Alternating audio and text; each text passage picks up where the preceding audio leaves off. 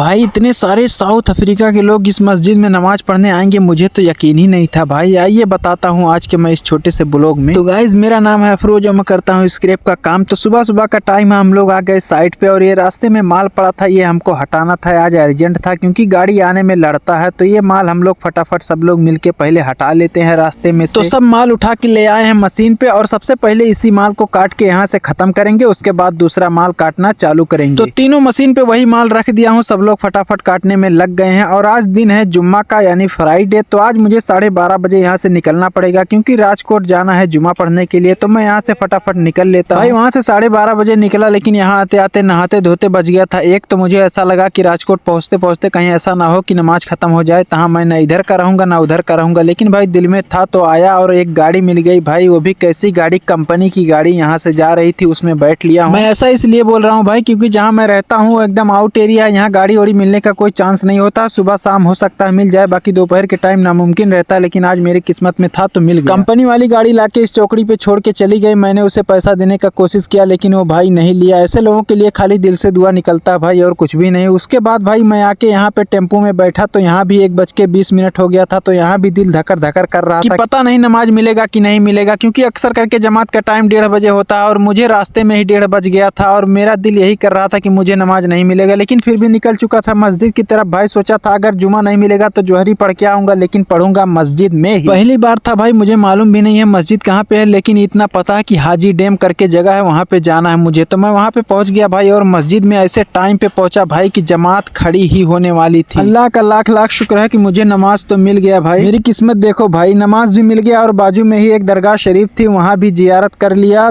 फातिहा वतिहा पढ़ के एकदम दिल को सुकून मिल गया भाई। उसके बाद वहाँ से निकल चुका हूँ। अब लग गई है मुझे भूख, ढूंढ रहा हूँ होटल और ये है हाजी डैम चौकड़ी, यहीं पे मिल गया मुझे एक होटल। तो मैं गुजराती थाली ऑर्डर करके 8 रोटी दबा देता हूँ। खाना खाने के फौरन बाद ले लेता हूँ एक चाय की चुस्की। चाय पीने के बाद तुरंत लिया एक राजकोटी स्टाइल में सादा पान खाने के बाद सीधा आ जाता हूँ रिक्शा स्टैंड पे। तो रिक्शा स्टैंड पे आया तो पूछा भाई कि कहाँ तक जाएगी, तो बोल रहा वहाँ तक नहीं जाएगी जहाँ तुमको जाना है, रास्ते में उतर जाना, वहाँ से तुमको दूसरा गाड़ी मिलेगा। तो मैं वाया होके जाने की सोच लिया भाई। तो फाइनली आके दूसरे चौकड़ी पे उतर के इंतजार करने लगा दूसरा ऑटो भाई। यहाँ पे तो आधा घंटा इंतजार करने के बाद तब जाके एक रिक्शा मिला। तो इस चाचा के साथ बैठ के मैं चल देता हूँ अपने कंपनी की तरफ। रूम पे आने के बाद भाई सेफ्टी शूज वूज पहन के मैं निकल देता हूँ अपने साइड पे। ऊपर जाना है मुझे जहाँ पे काम चालू है। तो वहाँ आ गया भाई, यहाँ देखा तो काम वाम हमारा चल रहा था। जाते जाते भाई मेन पॉइंट की बात बता देता हूँ, साउथ अफ्रीका के लोग वहाँ क्यों आते हैं इतना ज्यादा। वहाँ पे एक स्कूल है इंटरनेशनल, वहाँ साउथ अफ्रीका के लोग पढ़ने आते हैं, तो वहीं से लोग नमाज पढ़ने के लिए उस मस्जिद में आते हैं जुमा के दिन।